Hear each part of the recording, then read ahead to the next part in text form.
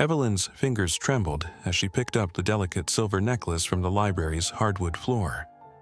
She had promised herself she would leave quietly, not make a scene, even as her heart ached from being pushed aside. The library was supposed to be a sanctuary of silence, and even now, humiliated and heartbroken, she clung to that last bit of dignity. A brusque voice cut through the hush. Councilman Richard Rogers stood by, having just delivered the cruel news that Evelyn's job was gone. He urged her to hurry up and go, and in his impatience he had jostled her. The sudden bump jarred her beloved locket from around her neck. In the deadly quiet of the late afternoon library, the soft clink of the locket hitting the floor was as jarring as a gunshot. Evelyn knelt slowly, the protest from her aging knees ignored, and carefully reached out to retrieve the locket. It held a tiny black and white photo of her younger self in a nurse's uniform, one of her most treasured mementos. She closed her fingers around it, steadying herself while a wave of sorrow threatened to break. Just then, a deep voice echoed from behind the stacks. "Excuse me, ma'am," the voice called, firm yet courteous. Evelyn looked up, startled. Out of the dim aisle stepped an older gentleman she had never seen before. He was tall and dignified, with steel-gray hair and an aura of authority.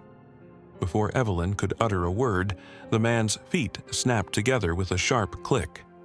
Then, to her astonishment, he raised his right hand in a crisp salute, directed straight at her. A stunned silence fell. Councilman Rogers, who had been hovering by the door, froze mid-step, his mouth agape. The HR woman beside him went wide-eyed and stood rooted to the spot. Evelyn herself was so astonished she nearly dropped the locket all over again. She clutched it to her chest, eyes wide and heart thundering in her ears. Was this stranger saluting her? None of them understood why a distinguished stranger would show such honor to a quiet, elderly librarian being unceremoniously evicted from her library. But the answer was about to reveal itself, and it would change everything. If you believe people like Evelyn deserve justice, please subscribe and stay with us to see what happens next. That morning, the sun cast a golden glow over the quaint town of Cedar Grove, Vermont, as 82-year-old Evelyn Carter prepared for another day at the library. She pedaled her sturdy old bicycle down quiet streets lined with maple trees, balancing a basket full of freshly baked muffins. The small-town library, housed in a century-old stone building, stood at the end of Main Street like a proud monument to knowledge. It was Evelyn's second home. For nearly 25 years, she had been the head librarian here, tending to the books and patrons with a grandmotherly warmth and meticulous care. Evelyn arrived early, as she always did, unlocking the heavy wooden doors before anyone else. Inside, rays of morning sun slanted through tall windows, illuminating dust motes drifting in the still air.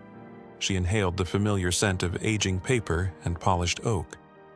With a content smile, she flipped the sign to open and began her routine, straightening chairs, checking in returned books, humming a little tune from decades past. By the time the first visitors walked in, a pair of schoolchildren eager to browse, the library was tidy and welcoming, thanks to her gentle efforts. Late in the morning, a young girl named Emily, no older than 7, wandered up to the front desk clutching a picture book about soldiers. Evelyn recognized her as the baker's daughter, who often spent afternoons at the library while her parents worked. "Mrs. Carter," Emily asked in a timid voice, "what's a veteran?" Evelyn's heart skipped. The question was so innocent, yet it stirred a well of memories. She took a gentle breath and leaned forward with a kind smile. "A veteran is someone who was a soldier, dear. Someone who helped keep us safe." Emily's eyes widened. "Like a hero?" she asked. Evelyn's smile faltered for just a heartbeat as an image of her younger self in uniform flickered in her mind. She nodded and patted Emily's small hand. "Yes," she whispered, "in a way, like a hero." Satisfied with the answer, Emily beamed and skipped back to the children's corner with her book, leaving Evelyn quietly blinking away the sting of old, proud tears. As the afternoon sun dipped lower, Evelyn was placing a stack of books back on the shelves when the creak of the front door broke the silence. In walked Councilman Richard Rogers, followed closely by a stern-looking woman from the HR department. Evelyn looked up in surprise as they approached the front desk. "Mrs. Carter, may we have a word?" Rogers asked, his tone all business. Evelyn's stomach fluttered. She set aside the book in her hand and gave a polite nod. "Of course, Richard," she replied gently. The HR woman cast a glance toward the only 2 teenage students quietly studying at a table nearby. Taking the hint, the teens quickly gathered their notebooks and slipped out, leaving the library nearly empty. Evelyn's heart began to pound in the expectant hush. Rogers cleared his throat and got straight to the point. "I'll be frank, Evelyn," he said, avoiding her eyes. "The town council has voted to cut the library's budget. We have to eliminate your position as head librarian, effective immediately." He winced slightly as he delivered the blow. "We'll keep the library open with volunteers on reduced hours. It's just how it has to be. I'm sorry." For a moment, Evelyn forgot to breathe. "Eliminate your position." The words reverberated in her mind. She became acutely aware of the distant hum of the building's old furnace and the rapid flutter of her own heartbeat. She opened her mouth to speak, but no sound came. Her hands began to tremble, so she clasped them tightly in front of her. "See," she managed at last, voice barely above a whisper. The HR representative offered a rehearsed, sympathetic smile. "We're prepared to offer you a small severance, and of course a letter of recommendation for your years of service, Mrs. Carter," she said softly. The words were meant to be comforting, but to Evelyn they felt hollow. "I've given my life to this library," Evelyn said, her voice trembling despite her effort to steady it. "The children, the community, it means everything to me." She trailed off, realizing nothing she said would change their minds. Swallowing the lump in her throat, she nodded to herself. When is my last day?" Rogers looked away, unable to meet her eyes. "Today," he admitted quietly. He lifted a cardboard box he'd been carrying under his arm and set it on the desk. "I'm sorry, Evelyn, if you could pack your personal things, and I'll need your keys." Evelyn felt as if the floor had dropped out beneath her. But she refused to cry, not here, not in front of them. With stiff, trembling fingers, she accepted the box. "All right," she whispered, barely audible. Under Roger's watch, Evelyn moved numbly behind the desk to gather her belongings. She plucked her framed family photo off the wall, folded the knitted shawl from her chair, and placed her favorite coffee mug, painted for her by a grateful child, gently into the box. Each item felt like a piece of her soul being removed. From a hidden corner of a drawer, she retrieved a small wooden case and peeked inside. There lay a bronze star medal beside an old photograph of a young woman in an army nurse's uniform, herself a lifetime ago. Evelyn's breath caught, and for a second she closed the box's lid. She chose not to show these to Rogers. Those memories were her own, tucked away where they had stayed for decades. Finally, Evelyn stepped out from behind the counter, the box of mementos in her arms. The library felt hollow now, like the life had been drained from it. With leaden steps, she approached Rogers and the HR woman who waited by the door. Summoning what remained of her dignity, Evelyn unclipped the heavy ring of library keys from her belt. Her hand shook as she held it out. Rogers gently took the keys from her palm, his expression uneasy, perhaps even regretful. "I truly am sorry," he murmured, avoiding her gaze. The HR woman opened the door, adding a quiet, perfunctory, "Thank you for your service, Evelyn." Rogers gestured for Evelyn to go ahead, clearly eager to have this over with. Head bowed, clutching her box, Evelyn trudged toward the exit. As she crossed the threshold of her beloved library, fate wavered. Her toe caught the edge of the doorframe. The box lurched, and a small metallic object tumbled out. Her locket sliding across the floor with a soft tink. "Oh!" Evelyn gasped softly, alarmed. She immediately set the box down and knelt, pulse racing as she reached out to grab the necklace. Before she could grasp it, a hand from behind her reached down and gently picked up the locket. Evelyn looked up, startled. A distinguished older man in a crisp suit stood there, holding her locket in his open palm. Evelyn hadn't heard anyone approach. He must have been in the library, unnoticed until now. "You dropped this, ma'am," he said, his tone courteous and respectful. There was something familiar in the commanding way he held himself. He reached out and helped Evelyn to her feet with surprising steadiness, then placed the locket into her hand. Councilman Rogers frowned, clearly taken aback by the stranger's sudden appearance. "I'm sorry, the library is closed," Rogers snapped, more nervously than angrily. Before Rogers could finish, the stranger's posture shifted sharply. He stepped past Evelyn, positioning himself between her and the officials. In a voice that boomed with unmistakable authority, he suddenly barked, "Attention!" The word reverberated against the high ceilings. Rogers, by reflex, snapped up straight as a soldier. The HR woman froze, eyes round with shock. Evelyn stood blinking in confusion, her heart jumping at the familiar command she hadn't heard in ages. Then the distinguished stranger brought his polished heels together and raised his right hand to his brow in a crisp salute, aimed directly at Evelyn. Time seemed to stand still. Evelyn stared at the tall man, her heart hammering.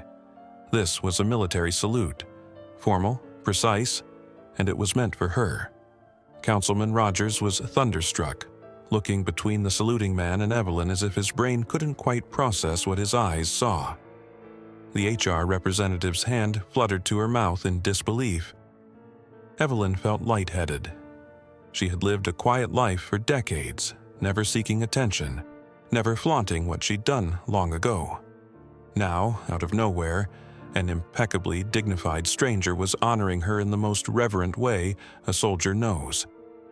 She didn't even know why yet, but a lump formed in her throat nonetheless. What on earth was happening?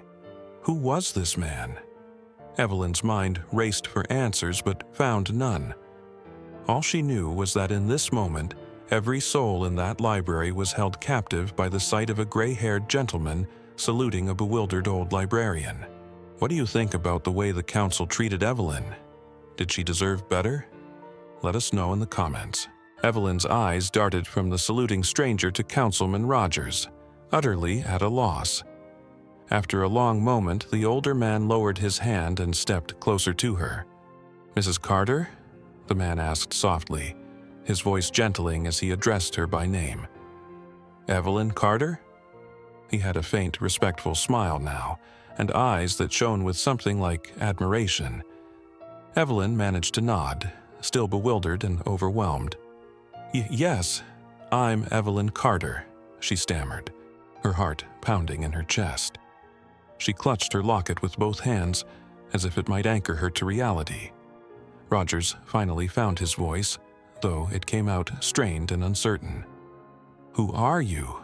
he blurted, looking between Evelyn and the stranger in the military bearing. Confusion and a flicker of panic crossed the councilman's face, as if some part of him already guessed the answer but couldn't accept it. The gray-haired man turned toward Rogers and gave a polite, formal nod. "General Nathan Cole, United States Army, retired." He introduced himself calmly. The rows of medals on the left breast of his suit jacket and the small silver eagle pin on his lapel suddenly made perfect sense. Rogers's jaw dropped. "A general? Here?" The councilman's posture straightened instinctively, his face flooding with color as he realized the gravity of the situation. General Cole shifted his attention back to Evelyn, and his expression softened into one of genuine concern. "Ma'am, I apologize for the dramatic entrance," he said gently. "I happened to walk in just in time to see what was happening. I couldn't simply stand by and watch." He glanced pointedly at the cardboard box of belongings at Evelyn's feet and the ring of library keys still clutched in Roger's hand. His lips pressed into a thin line of disapproval. Evelyn's mind was swimming. None of this felt real. I don't understand," she whispered, voice trembling. "Do we know each other, General?" She had no recollection of ever meeting a General Nathan Cole, and yet there was something familiar about his gaze, something in the kindness and intensity of it. The General's stern face melted into a warm, almost tender smile. "Not directly," he replied, "but in a way, I've known of you all my life." He took a breath, and a touch of emotion broke through his steady tone. "Evelyn, you saved someone very dear to me." Evelyn blinked, utterly confused. Saved someone? She hadn't saved anyone in decades. Not since... Her eyes widened slightly as a possibility sparked in her mind. But before she could speak, General Cole went on. "My father, John Cole, was a private in the Korean War," he said. His voice was reverent, each word measured. "In the winter of 1952, his unit was caught in a fierce battle. He was badly wounded, and he surely would have died out there in the cold if not for a brave young Army nurse who stayed by his side." General Cole's gray eyes glistened as he continued. "She kept him alive for 2 days and nights, through enemy fire and freezing temperatures until he could be carried to safety. Mrs. Carter," he said, his voice intense but full of gratitude, "that nurse was you." Evelyn's breath caught in her throat. In an instant, the decades rolled away. The lights of the library faded, and she was back in a canvas field tent in Korea, the air thick with smoke and fear. She saw a young soldier, no older than 19, pale and shivering on a stretcher, his blood staining the snow. Her own voice echoed in her ears from long ago. "Hang on, soldier. I'm here with you." Her hand flew to her mouth as she gasped softly. "Johnny, Private Cole," she whispered. A tear traced down her cheek. She had tended to so many young men during that war, but she remembered that name. Private John Cole, the frightened boy who had gripped her hand like it was his lifeline while she worked to stop his bleeding.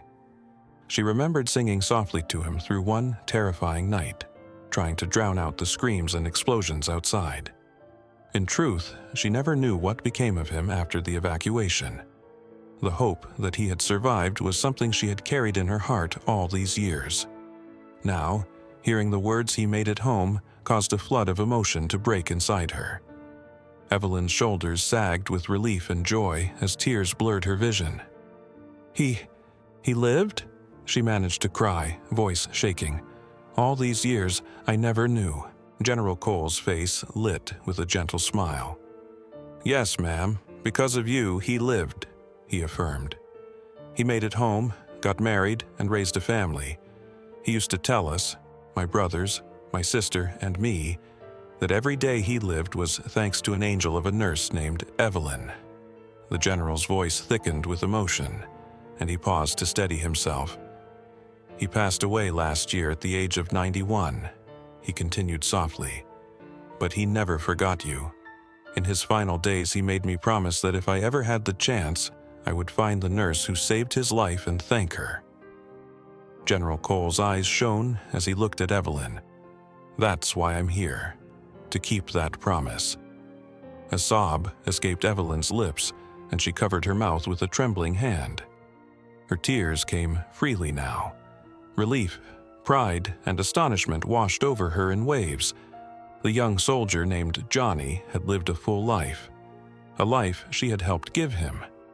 And after all these years, his son stood before her, fulfilling a promise to express gratitude she never expected to receive. Evelyn felt overwhelmed and lightheaded, but in the best way.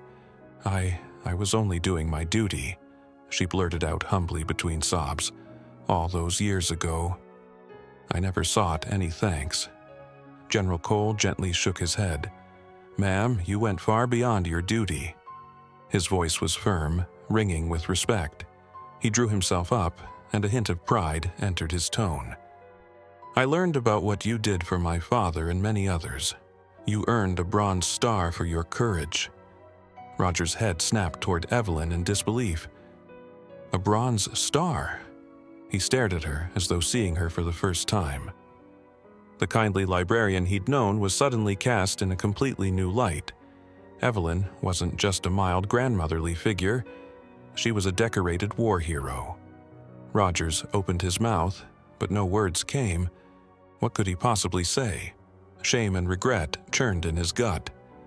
General Cole turned to face Rogers fully now. The look in the general's eyes made the councilman feel as if he were a raw recruit being dressed down by a commanding officer. "This woman put her life on the line for her country," the general said, his voice carrying the quiet power of authority and moral outrage. "And today, I find you treating her as if she were nothing." He gestured in disgust at the box of Evelyn's belongings, at the ring of keys in Rogers' hand, the symbols of her dismissal. "Is this how Cedar Grove honors its veterans and heroes?" he demanded. Each word was laced with reproach. Rogers felt a flush of hot shame crawl up his neck.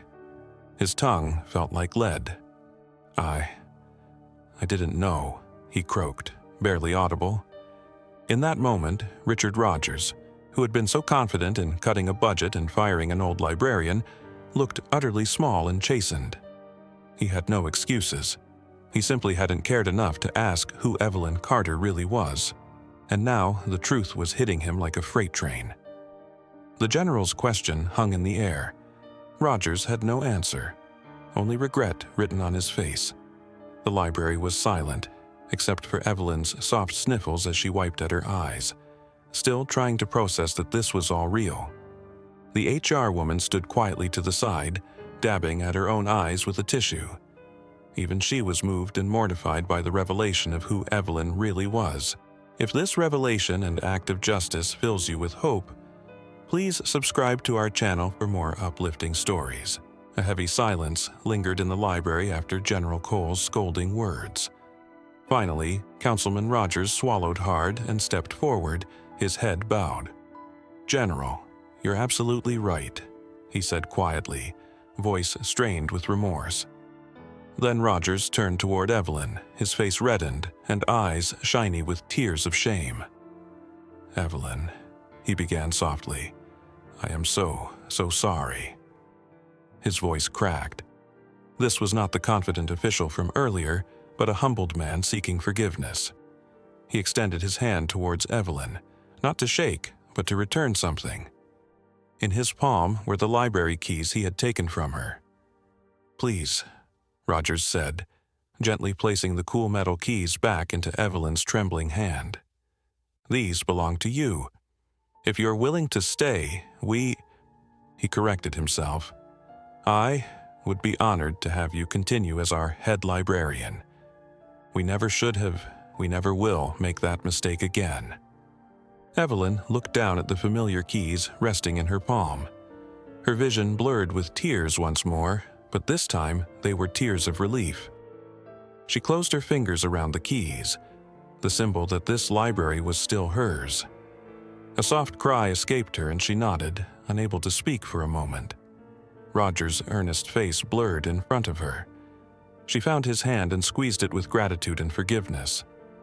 "Thank you," she whispered at last, her voice husky with emotion. "This library, it's my home. Of course I'll stay." A smile of profound relief broke out on Roger's face. The HR woman beside him let out an audible sigh, wiping a tear from her cheek. In her gentle heart, Evelyn had already forgiven them. She could see how genuinely sorry they were, and that meant the world. General Cole stepped forward, beaming. "That's settled, then?" he said, his baritone voice warm and bright. "Mrs. Carter stays." The general's eyes sparkled with approval as he looked at Rogers. "Thank you, Councilman, for doing the right thing." Rogers managed a grateful nod, still blinking rapidly as he tried not to cry from sheer relief and gratitude. The general then turned to Evelyn, his expression turning somewhat bashful. From inside his suit jacket, he drew out a hardcover book. The title on its cover, stamped in gold, read, "From Foxholes to Freedom, a General's Memoir." Evelyn recognized the author's name embossed below the title, Nathaniel J. Cole. "Evelyn, General Cole said, almost shyly. "I have a favor to ask." He opened the book to a ribbon-marked page somewhere in the middle. "I wrote about what you did for my father in here," he explained. Sure enough, at the top of the page, Evelyn saw her own name in print, part of the chapter heading. Her eyes widened. "Would you do me the honor of signing my copy?" The general finished, holding out a pen. Evelyn stared at the open book, then up at General Cole's hopeful, boyish grin. A surprised laugh bubbled out through her tears. I'd be honored," she said, almost incredulous. He wanted her autograph. For a moment she stood there, the librarian in her absurdly fretting about finding the proper page. But General Cole patiently held the book and pen ready. With a steadying breath, Evelyn wiped her tears and accepted the pen. Her hand shook as she carefully penned a small message on the page, right below her printed name. "To General Cole, thank you for keeping your promise. Gratefully, Evelyn Carter." She added the date and a tiny sketch of a little star. When she finished, the general read her inscription and smiled, eyes moist. "Thank you," he said softly. "Not just for this."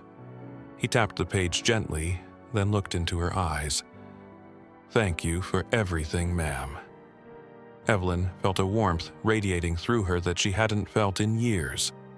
In that moment, she was appreciated, truly seen and appreciated, for all that she was and all that she had done.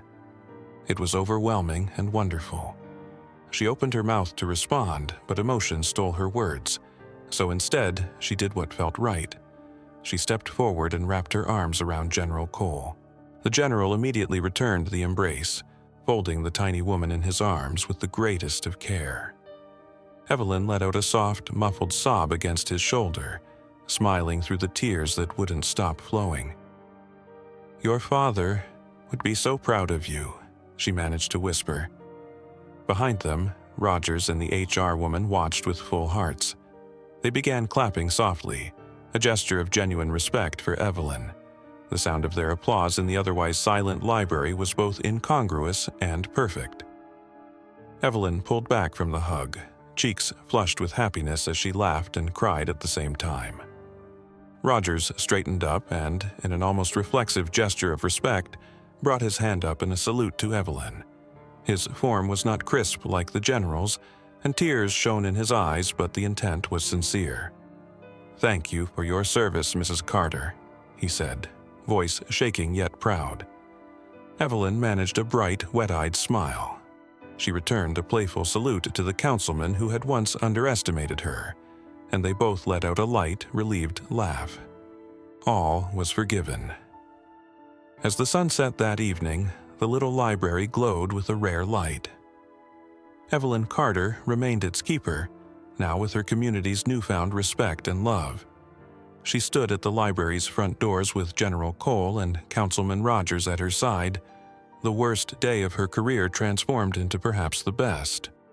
That night, as she locked up the Cedar Grove Library, just as she had done faithfully for decades, Evelyn's hands were steady and her heart was light. The weight of sorrow and worry had lifted, replaced by hope and validation. She reflected on the extraordinary turn of events. In one day, she had faced heartbreak, but also discovered that acts of goodness and bravery can reverberate years into the future. Never again would the people of Cedar Grove take their quiet librarian for granted. In the days that followed, word spread quickly of Evelyn's secret heroic past. Neighbors who had known her for years were astonished by the revelation. Many stopped by the library not just to borrow books, but to shake Evelyn's hand, to thank her for her service both in war and in their community. Each time, Evelyn blushed and waved off the praise with humble grace, insisting she was simply doing what anyone would do. But everyone knew the truth. Evelyn Carter was special. She had always been the gentle heart of their town, but now they understood she was also its unsung hero. The council officially rescinded her termination, and even set aside a day to honor her and all the town's veterans. Evelyn accepted it all with modesty, grateful mainly that her beloved library would continue to be her domain. In the end, the council's change of heart and one general's extraordinary act of respect taught an entire community a powerful lesson. Sometimes, the quietest, most unassuming people carry the most remarkable stories in their hearts. The librarian they had thought of as just a sweet old lady had in fact braved the front lines of battle and saved lives. It was a reminder to everyone: never judge a book or a person by its cover. After all, the guardians of knowledge among us may very well have been heroes on the front lines.